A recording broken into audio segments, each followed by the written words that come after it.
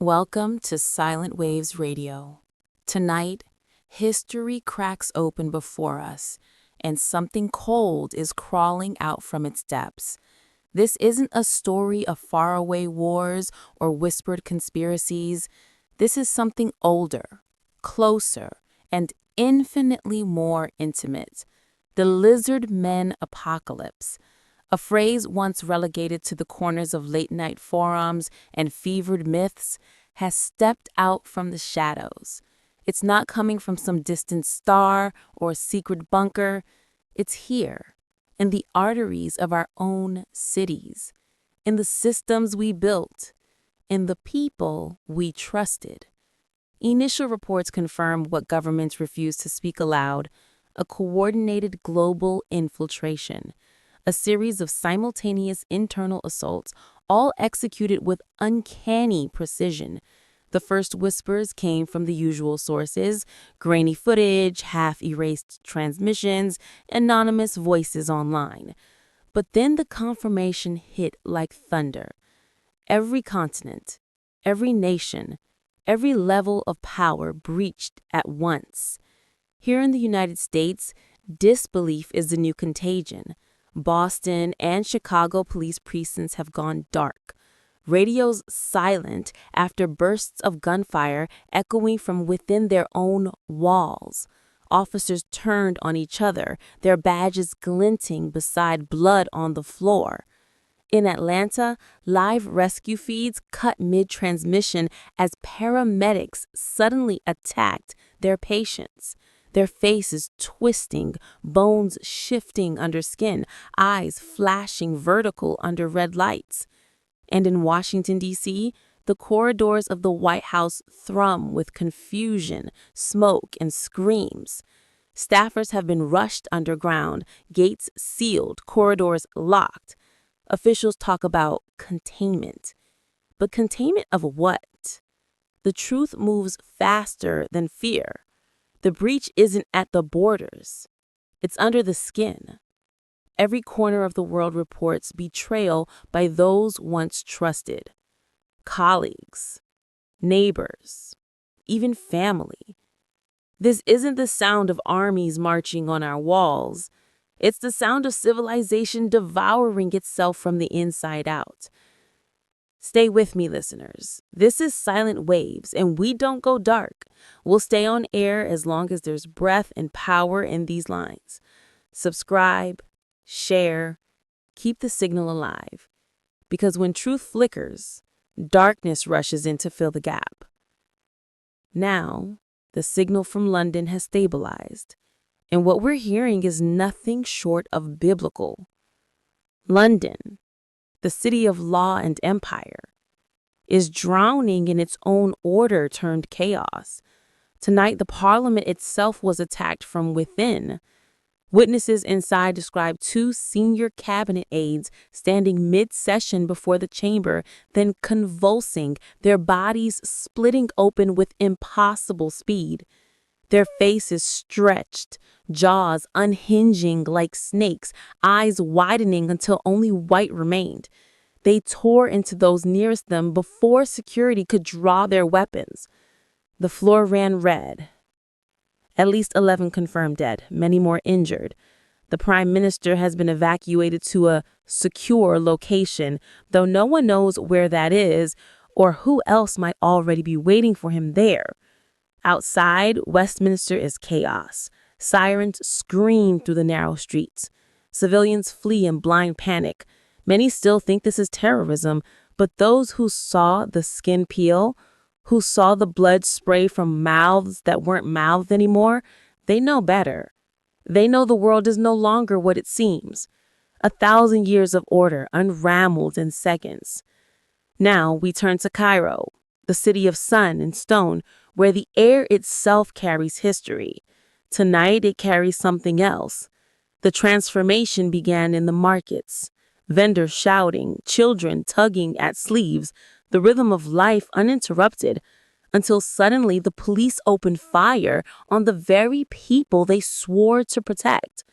Witnesses describe serpentine eyes glinting beneath the streetlights, fingers stretching into claws. Dozens died before the crowd fought back with bare hands, sticks, knives, anything. The military insists it has things under control, but the sound of gunfire, the hiss of tear gas, and the reek of burning rubber say otherwise. The city breathes fear now. The old prayers rise again, whispered not for hope, but for recognition, for the return of something they no longer can name. And now Tokyo, once the emblem of precision and calm, has become a mirror shattering in real time. Tonight, millions watched a beloved anchorwoman pause mid-broadcast. The camera held her just long enough for her to falter, blink, and laugh. But it wasn't her laugh. Her skin rippled under the lights, shimmered and peeled back to reveal scales beneath. The studio erupted, the feed cut, but the footage escaped. It's everywhere now. Every device, every screen, every city square. Meanwhile, in Osaka, disaster struck the rails. A high-speed train derailed at terrifying velocity. The cause? Deliberate signal tampering. Engineers found evidence of intrusion. The culprit, a technician captured hours later, was discovered with a mouthful of teeth that didn't belong to him. Too many teeth. Human, but not. Flesh and scale. And back here in New York, the corruption has reached the summit of power.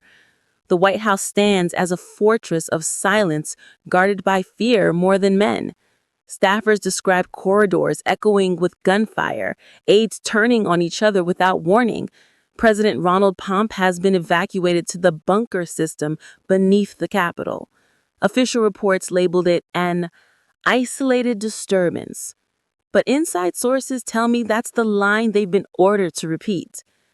The truth is stranger and darker. A name is circulating across encrypted channels. SAN. That's what these infiltrators call themselves. It's not a military code. It's not a myth.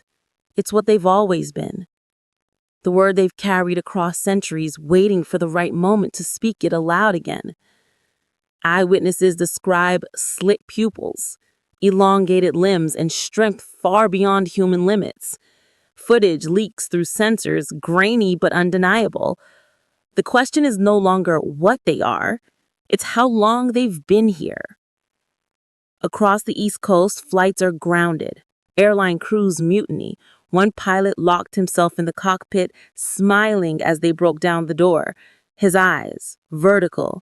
His grin, fixed. The contagion isn't spreading. It's awakening. London again. The underground has turned feral. Subway tunnels sealed, commuters trapped in darkness, emergency lines cut. People barricade themselves in carriages while screams echo through the rails. Police hesitate to enter, not because they're afraid of what's inside, but because they fear who among them has already changed. Above ground, vigilantes arm themselves with crowbars, shotguns, cricket bats. Neighborhoods fortify, turning inward. Mistrust is the new air. Every silence feels dangerous. Every face looks wrong in the light. Cairo has fractured. A logistics officer at military headquarters was exposed mid-street to sabotage cutting communication between units. Confused soldiers opened fire on one another. The chain of command collapsed in minutes. Civilians flood the streets in chaos. Cars jammed on bridges. Donkey carts overturned. Entire families clutching sacks of flour and children as they flee into the desert. Checkpoints form, manned by soldiers who might protect or slaughter, depending on which side of the transformation they fall. Refugees pour into the countryside, begging for food, water, and answers that no one can give. In Tokyo, the night itself has died. Power grids sabotaged, entire wards plunged into blackness, hospitals lit by candles, doctors performing surgery by flashlight. Firefighters report explosions at transformer sites. Officials claim it's a mechanical failure, but the pattern is too deliberate, too synchronized. Citizens walk the streets with lanterns, whispering prayers into the dark. And now, from Europe, a whisper colder than all the rest. A nuclear facility near the Carpathians has declared what officials call an irregularity. That sterile word again. The bureaucrats shield against terror. What it means? Alarms triggered without cause, access logs corrupted, cameras offline. Engineers on site reported repeated failed login attempts from inside the building. When they checked the surveillance archive, the tapes were already gone. Authorities insist it's a technical glitch, but history remembers how these things begin. Not with explosions, but with silence, with erased evidence, with small lies that become the foundations of catastrophe. In Hackney, a mob stormed a flat after rumors spread that its occupants weren't human. They found a mother and her children hiding under a bed, all human, all terrified. The danger isn't only the Soren, Mercer. It's what fear makes of us. Fear has a face tonight, and it wears our own. Cairo, your report. Food has become the battlefield here tonight. Mobs struck the grain silos at the edge of the city. Witnesses described attackers moving with military precision, knowing guard rotations, access codes, and weak points before the first shot was fired. Soldiers who resisted reported slit eyes before the attackers vanished into the smoke. The result? Infernos, consuming thousands of tons of wheat, fuel depots sabotaged, explosions rippling across the skyline. The fires burn hot, and supplies run out faster than the panic can spread.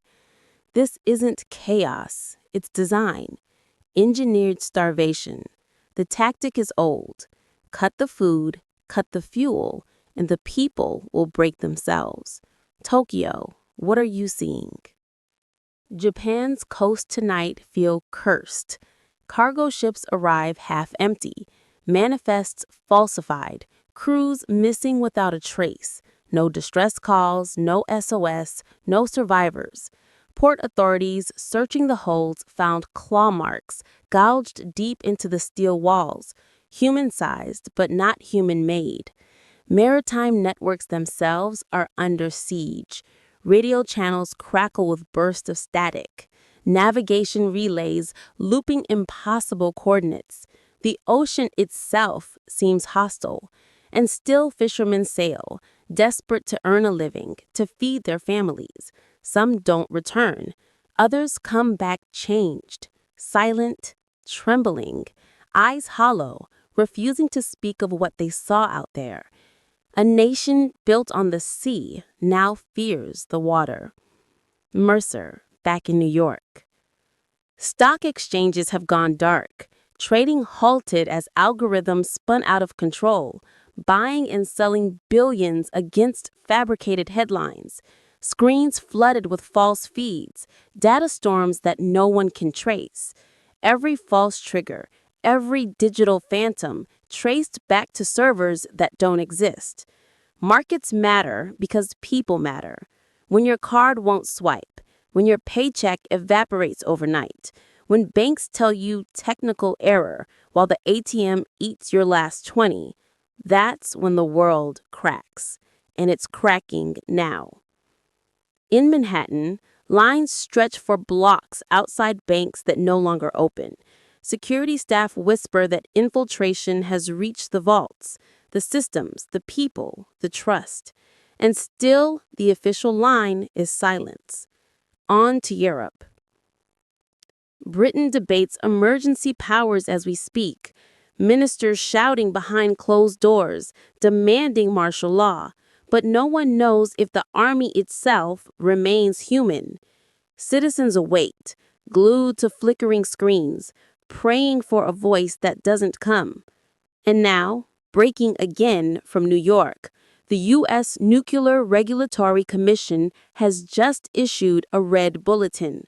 One of our East Coast reactors logged an unauthorized shutdown attempt at 2:17 this morning. The code used wasn't some hacker's improvisation. It was a perfect match to an emergency override, one known only to senior staff. Two of those staff members are missing. Their badges pinged security gates, but no one saw them leave. Cameras were down for 13 minutes. Officials call it an ongoing investigation. But here's the truth. You don't just vanish from a reactor control room in the middle of a shift change unless someone wants you gone. And remember this, these systems are built to be fail-safe, but a fail-safe designed by man can be unraveled by those who were never men to begin with. That's the real terror, not just the breach, but the blindness that lets it happen. Back here in Cairo, the Nile bridges groan under the weight of refugees. Saboteurs struck two spans tonight. One collapsed halfway into the river, sending cars and families plunging into the black water below. Divers search by flashlight, pulling the living from the wreckage. The Nile itself glows with firelight and oil. Without those crossings, evacuations crawl to a halt. The city, the country, the world, bottlenecks under its own fear. And as the night deepens, you can hear the sound rising across continents. Not war drums, not sirens, but the slow, quiet cracking of human trust. And that, listeners, is where the real apocalypse begins. Farmers on the far bank now face thousands stranded with no food. The fear of famine spreads faster than the smoke. This is only the first hour of a long night. The sirens are not only unmasking, they are cutting arteries one by one. Tokyo, your signal. Cyber intrusion. That's the phrase Tokyo officials are using tonight. But the scale, the precision, the scope of it all is far beyond anything the world has ever seen. Major ISPs have been rerouted, entire data backbones hijacked. Traffic once flowing through trusted routes is being siphoned into digital voids, black holes where nothing comes back. In its place, misinformation servers, ghost sites that mirror reality just enough to deceive. Citizens open their browsers and find headlines they've never seen, wars that haven't begun, peace deals that never happened, markets steady when the world burns. It's chaos dressed as calm and panic dressed as order. Each falsified headline timed with surgical precision, sowing discord, doubt, and despair. The public can no longer trust the screen in front of them. Families argue across living rooms about what's real, shouting over pixelated truths. Neighbors accuse each other of spreading lies. Some have given up entirely, turning off every device and huddling around old shortwave radios, the only signals they still believe. And in that dark digital silence, the infiltrators move freer than ever before. Mercer, the United States must be seeing the same contagion. Right you are, Lily. Banking systems across North America are failing like dominoes. ATM networks lock out customers. Credit cards freeze in mid-transaction. Wire transfers bounce back with cryptic, nonsensical errors. The SWIFT-like networks that tie global finance together have been scrambled so deeply that no one can trace what's real and what's spoofed. Traders scream into dead phones while servers hum like tombs. But this isn't just numbers blinking off screens. This is survival unraveling in real time. It's groceries left unpaid for, gas stations refusing cards, hospitals unable to order supplies because their accounts are locked in phantom audits. And when families realize their savings, their lives' worth no longer exists in any database, panic won't stay digital. It will hit the streets. Markets we can rebuild, systems we can code again. But trust? Trust once broken doesn't reboot. London. How does it look in the wards? It looks like wartime London again, Mercer. The hospitals here are collapsing beneath the weight of the wounded. Power cutouts force staff to work with what little remains. Some have reverted to handwritten ledgers, the kind used in the 1940s. Surgeons perform operations by torchlight, rationing the last drops of anesthetic. Morgues overflow, refrigeration units failing after deliberate tampering in the grids. Bodies now line corridors under thin white sheets, waiting for dawn that may not come. Families gather at hospital gates, crying, pleading for doctors to take their injured. Officials call for calm, but there is no calm when your child bleeds and the machines meant to save them stand dead. London once boasted of resilience during the Blitz. Tonight, that resilience faces something colder, an enemy that doesn't drop bombs, but whispers lies through wires. Kyiv, over to Cairo. Organized crime thrives in Cairo tonight, but it's not the gangs of old running the show. New syndicates, born from nowhere, are being approached by front companies that we now suspect belong to the Sorens themselves. Offers come cloaked as opportunity, weapons, fuel, and cash in exchange for loyalty. Some take the deal, others refuse. The result? War within the shadows. Rival factions turn alleys into battlefields, cafes into graveyards. Firefights echo through the narrow streets. Homemade bombs roll under metal doors. It's the same strategy over and over. Fracture society from within. Make humans tear each other apart. And the infiltrators barely need to. Tokyo's coastal fisheries report fleets gone missing, whole trawlers vanishing without distress calls, radar showing phantom blips rising and falling like ghosts. And while that happens, a reactor in Eastern Europe goes red. Radiation levels climb. Officials mutter bureaucratic nonsense about minor irregularities. But we've heard that language before. In 1986, hours before the Chernobyl core ripped itself apart. Families don't wait for orders. They flee on foot, dragging suitcases through blackened snow, fleeing an invisible fire. Meanwhile, America's Atlantic ports are paralyzed. Crews refuse orders. Ships idle offshore. Officials call it a labor dispute, but it's too precise, too simultaneous. Food and fuel rot on the docks. When the arteries clog, the body starves. In London, Parliament disintegrates further. The Prime Minister has gone silent, and opposition leaders circle like vultures.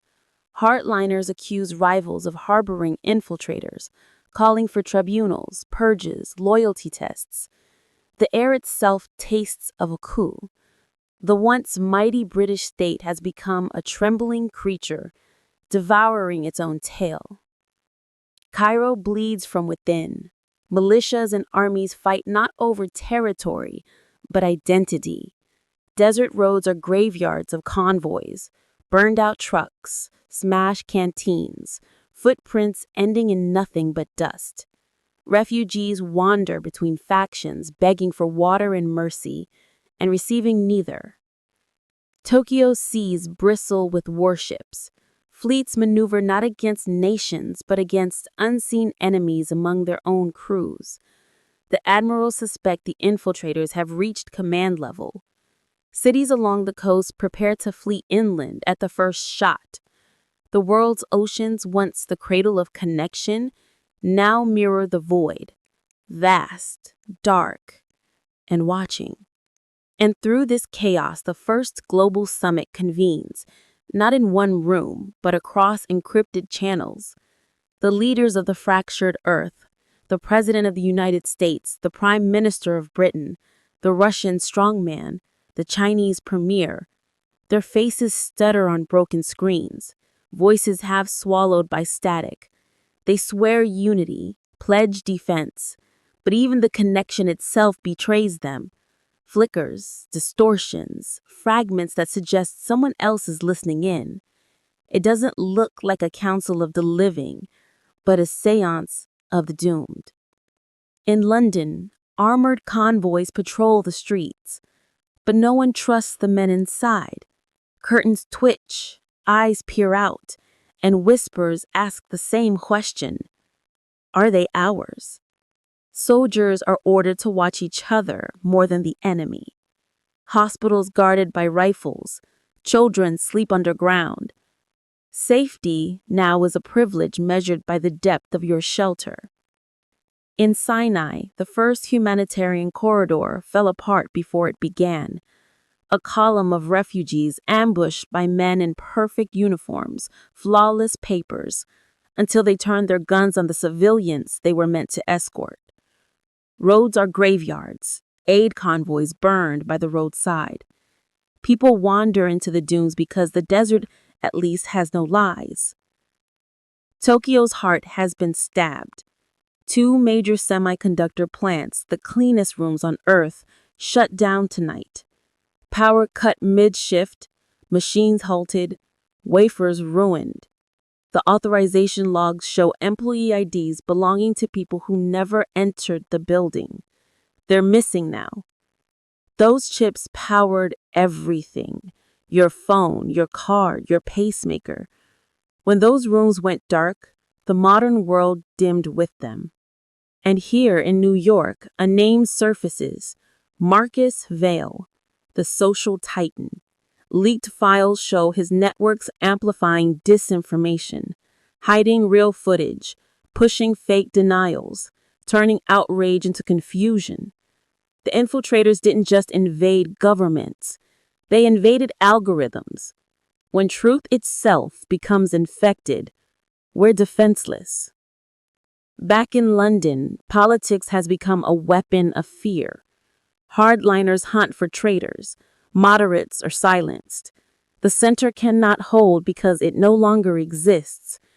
Rumors whisper that elements of the military are preparing to seize parliament outright. Governance is a memory. Paranoia is the new law. Cairo burns again tonight, not from bombs, but from rage. Citizens storm warehouses set to house the infiltrators. The government begs restraint, but no one listens. They chant, if the army won't save us, we'll save ourselves. What happens when they find what they're looking for? Liberation or massacre? Either way, the truth will bleed its way into the light. Tokyo, once a monument to progress, now hides a darker revelation. A biotech firm long considered the pride of the nation has been exposed. Gene editing files uncovered there describe experiments designed to blend reptilian biology beneath human skin. Officials call it rogue science, but the data shows scale. Factories of false humanity, perfect disguises crafted over decades. The infiltrators weren't found, they were built. And here in New York, we fight to keep the signal alive. The anchors rotate, the transmitters shift frequencies, because no one can be sure their co-hosts won't change mid-sentence. We broadcast not for ratings or recognition, but proof that human voices still exist in the dark. London's streets are hollow now. Shops shuttered, shelves stripped bare. Bread sells out before dawn. People glare at each other in the queues, searching eyes for slit pupils. The city starves on suspicion. And then another alarm. Reports from the U.S. Nuclear Regulatory Commission: a reactor on the East Coast enters red alert. Sirens scream across 3 counties. Fighter jets circle overhead not to strike, but to comfort. The breach began when an operator logged in under his own credentials, while surveillance showed him asleep in the break room. Someone had his fingerprints, his face, his voice. Containment might hold, or it might not. And if it fails here in the supposed heart of safety, then no one will believe any corner of Earth is untouched. But in Cairo, a flicker of something unexpected. Gaza and Israel, eternal enemies, have called a halt. Not peace, not yet, but pause. Both sides turning inward to root out infiltrators in their ranks, old adversaries sharing intelligence, checking barracks together. A fragile reprieve, born not of hope, but survival. The guns are quiet tonight, not out of mercy, but mutual fear. And maybe, just maybe, that's how humanity survives. Not through victory, not through purity, but through the smallest shared terror that reminds us we are still the same. Tokyo tonight is a city of ghosts and courage, of volunteers moving through glass towers gone hollow, hunting what they now call nests. Teams of students, firefighters, even the elderly, armed with nothing but flashlights, axes, and stubborn will. They speak of noises echoing through the upper floors, scratching, hissing, footsteps too quick, too heavy, too deliberate to be human. The police have warned them to stay out, to wait for official clearance, but desperation has stripped fear of its power. Every body recovered fuels conviction. I followed one such team into Shinjuku. The walls smelled of decay, air thick with dust, and something sharp, chemical, wrong. We found claw marks in the plaster, floors littered with food wrappers and broken glass from vanished workers. No infiltrators were found, not that night, but the sense of something lurking, waiting, was stronger than proof.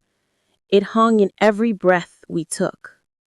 Meanwhile, in New York, the system that built the modern world is beginning to eat itself.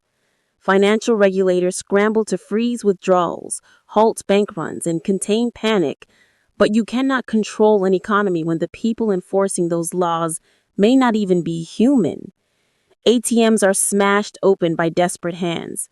Pawn shops overflow with wedding rings, heirlooms, cameras traded for cash that may be worthless by morning. Money, the oldest illusion of trust, is evaporating. And when money goes, the social contract follows. In Manhattan, landlords have stopped collecting rent, not out of charity, but futility. A lease is just ink on a dying page, when the ground beneath it trembles. Across the Atlantic, London's descent is fast, and London, weary, battered London, finds its voice again, if only for a moment. Not from the marble halls of Parliament, but from an old broadcaster, a voice raspy with age, broadcasting on an analog signal long thought dead. He says, "Do not let fear drive you from your neighbor. Stand. Stand human." The crowd in Leicester Square listens on battered radios, weeping quietly under the orange glow. For a heartbeat, the city believes again. But belief is fragile. In the same hour, vigilantes drag another suspected infiltrator from a shop. His screams drown the cheers.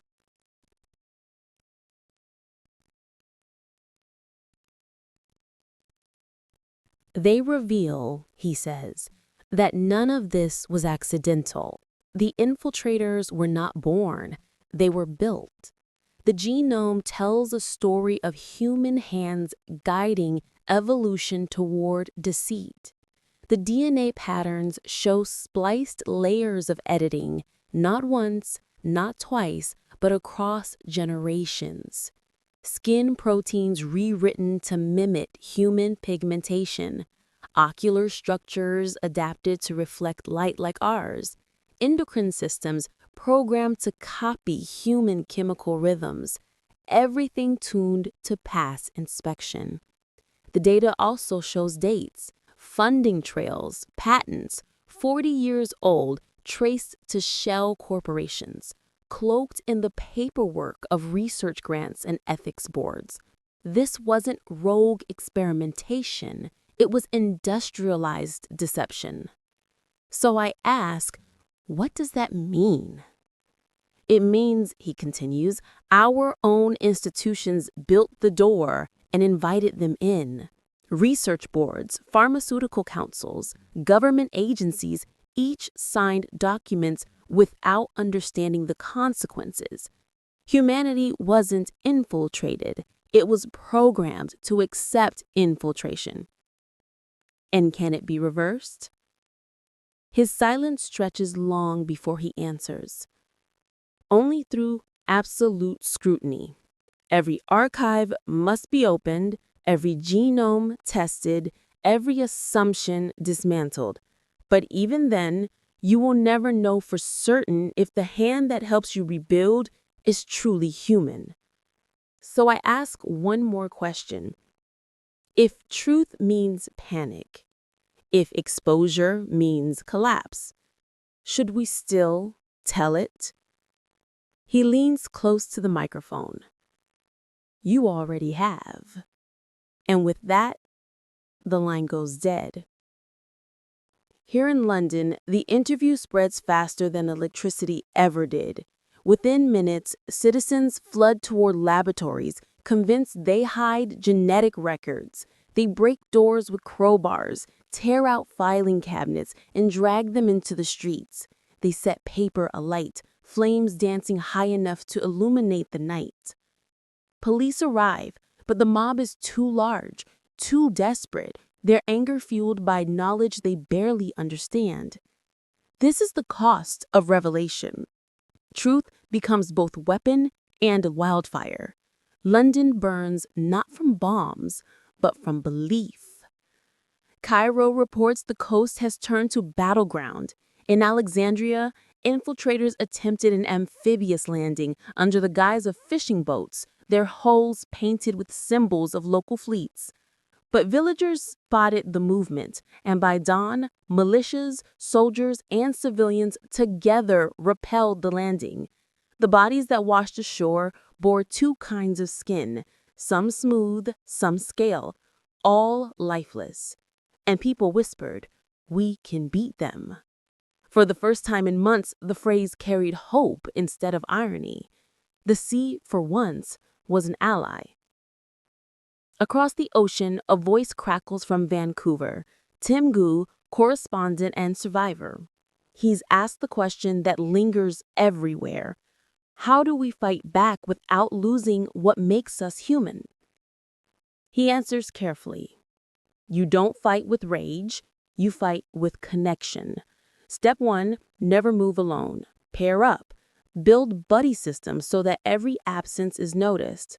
Step 2, fortified, but without turning homes into fortresses.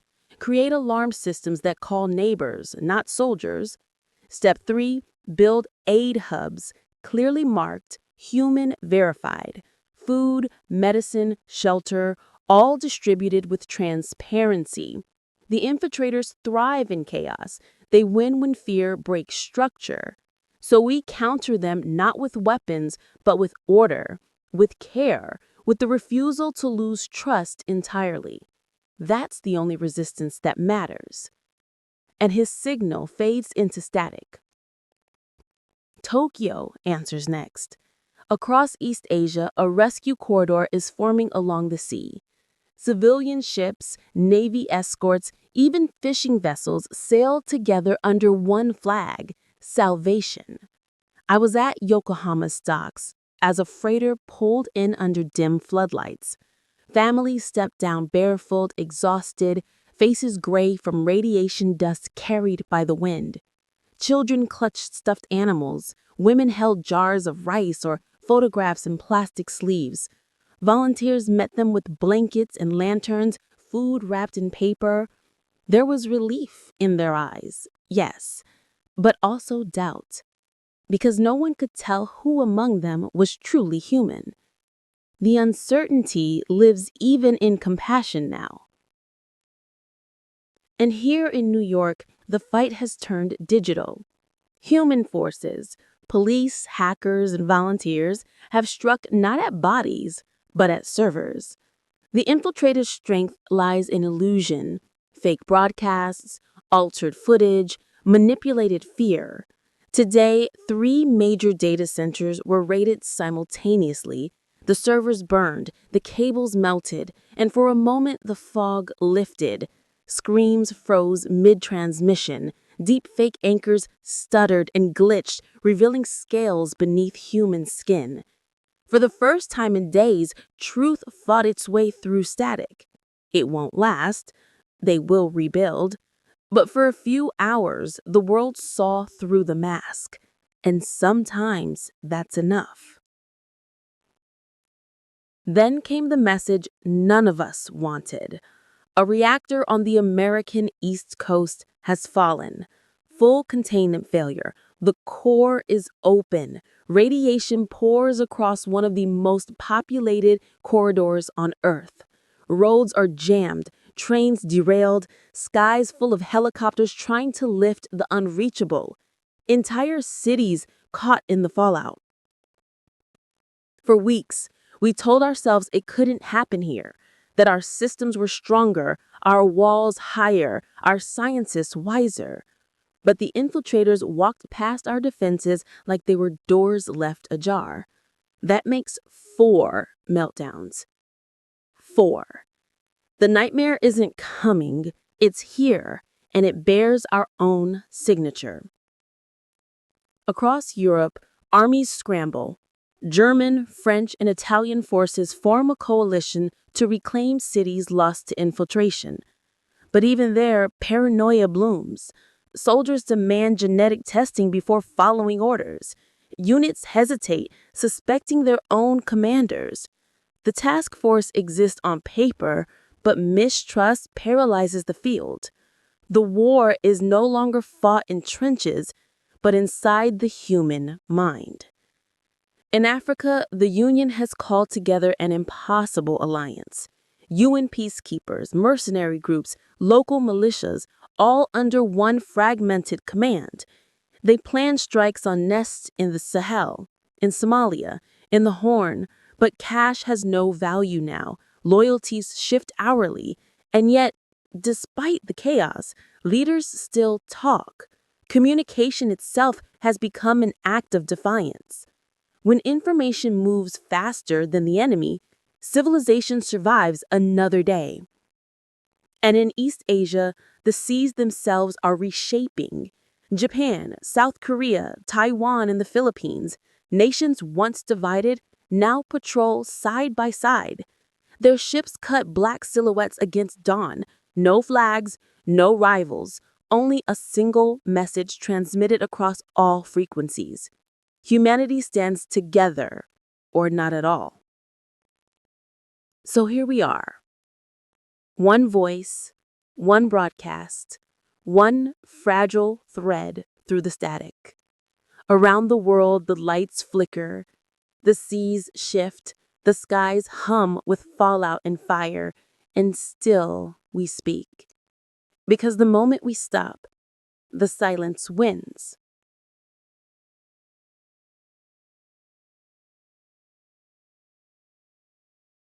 Off air, one of our analysts briefed me quietly. He said the Sorens didn't storm the gates. They bought the keys. For decades, they embedded themselves in supply chains, investment firms, infrastructure. They didn't seize power. They leased it. Through shell corporations, they purchased ports, energy grids, even water systems. The reason every nation fell in unison was not coordination. It was pre-installation. The architecture of collapse was built into our economy, brick by brick, contract by contract, until the day came when every lever they needed was already within reach. And then they simply pulled. That is the enemy we face, not monsters from shadows, but a patient intelligence that turned capitalism into camouflage. We are fighting not soldiers, but structures, not armies, but systems that outlived their makers. Yet still, here we are, alive, speaking, transmitting. As long as a voice remains, the line holds. Communication is the last fortress, and it has not yet fallen. In Britain, a desperate act of purification unfolded today. Parliament convened an emergency and voted to erase the nation's biometric archives. Every database, fingerprints, retinal scans, genetic profiles, destroyed. Servers burned, vaults shredded, entire rooms turned to ash. The reasoning was simple and terrifying. Better no identity system at all than one already compromised by the infiltrators. And so, overnight, an entire country became nameless. People watched their proofs of existence, their digital reflections, vanish in fire. Some wept, some cheered. Now identity lives only in memory and mutual recognition. A nation becomes a network of trust, rebuilt not on code, but on the word of one's neighbor. Cairo's justice burns faster. With courts crippled, emergency tribunals convene in warehouses, clerks and judges seated beside oil lamps and pistols. Trials last minutes, accusations, testimonies, verdicts, all delivered in the span of a single breath. Some of the condemned are guilty, others are simply unfortunate, bearing the wrong accent, the wrong face. Yet citizens applaud, desperate for closure. The rhythm of applause drowns out the sound of fairness. In their hunger for action, justice itself begins to erode. In East Asia, the coalition continues its advance.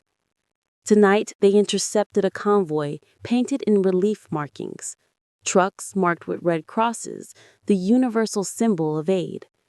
Inside, no medicine, no food, only rolls of sealed crates filled with biological samples and data drives. Embryonic tissue lines, mutation logs, templates of infiltration. The convoy was bound for a coastal bunker, likely another research hub. The materials are now under armed guard, untouched, too dangerous to analyze without containment. But what matters is the confirmation. This is the enemy's blueprint. The very code of the invasion lies in human hands for the first time. And so the circle closes. The sea burns, the cities rebuild, the laboratories yield their secrets, and the voices of resistance still echo across the darkened globe. We have learned what the infiltrators are. We have seen them bleed. We have understood that war is not just fought on land or sea, but within systems, within trust, within ourselves. And still, against every engineered extinction, we speak. We tell the story. Because as long as someone can hear it, humanity is not yet silent.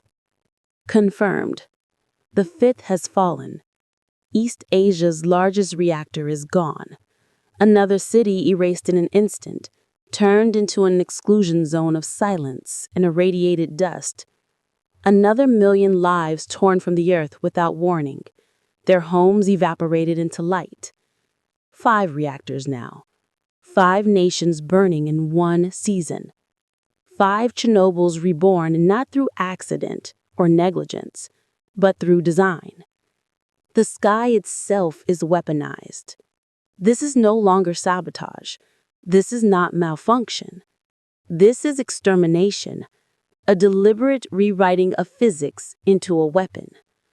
This is war conducted not with armies, but with the laws of nature itself. A campaign waged through meltdown and fallout, through invisible storms that leave nothing to bury. If this continues, if they are not stopped, the maps our children draw will show deserts where cities once stood, glass plains where rivers once flowed. The very idea of home will become myth. The horizon glows now, a permanent dawn that burns without warmth. This is Mercer, speaking from New York, holding the signal as the Geiger counters scream and the static thickens in my lungs. The city hums beneath me, its heartbeat erratic but alive. I am staying on the air because silence would mean surrender, and I will not let the silence win. Across the ocean, London stirs. Against all odds, its veins begin to pulse again. Public transit rattled back to life. Not the full underground, not the full rail, but fragments of motion stitched together by desperate engineers. They scavenged diesel engines from abandoned convoys, rigged microgrids from the carcasses of power plants. For the first time in months, trains moved through tunnels dimly lit by flickering bulbs. I saw footage of children riding those trains, laughing at the sound of the wheels, their small hands pressed to the glass. Their parents stood nearby, eyes wet, unable to speak. For a moment, it looked like normal life, a heartbeat of what was. But joy carries a shadow. Patrols stop entire carriages mid-route, rifles raised, searching for infiltrators. Passengers are pulled from seats, lined against the walls, stripped, examined, questioned. Suspicion rides every carriage. The city moves, yes, but it moves with tension coiled around its spine. Every step forward comes with the price of trust lost. London is alive, but it breathes through clenched teeth. And in Cairo, dawn breaks over streets swept clean by volunteers. They move quietly, pushing aside ash and debris, gathering the dead with gloved hands. They bury them quickly. Too many bodies were the prayers to keep pace. But after the burials, something remarkable happens. People begin to paint. On the walls, on broken gates, on the sides of gutted buses, they write names of the lost, scrawl them in soot and blood, in paint made from ground brick and ash. They light candles in bottles, hundreds of small flames trembling in the desert wind. Children, too young to understand death, dip brushes into the ash and write messages for parents who will never read them. Cairo mourns, and in mourning, it remembers itself. Humanity here has become an act of defiance, a protest written in light and dust. In Tokyo, the seas remain contested, but not lost. The East Asian Naval Coalition still holds the waves, their fleets scattered but resolute. Tonight, a freighter carrying refugees from the Philippines docked safely in Osaka. The docks were flooded with light as sailors knelt, letting children climb onto their backs, carrying them through the rising tide to shore. Families kissed the ground, sobbing, their tears mingling with salt water. Hope arrived on that pier, fragile but radiant. But even there, mercy had its shadow. Military police uncovered 2 infiltrators among the refugees. They were executed before dawn, quietly, efficiently, without trial. Mercy and ruthlessness coexist now, side by side, beneath the same lanterns. Humanity must be both, tender and unyielding, loving and lethal, to survive what hunts it. And here in New York, the leaders of what remains convened tonight, not to declare victory, nor to promise it, but to anchor what is left of civilization. They drafted a pact, not grand, not heroic, but necessary. A registry of trusted entities, verified hospitals, verified schools, verified shelters, verified voices. Every institution left standing will be checked, cross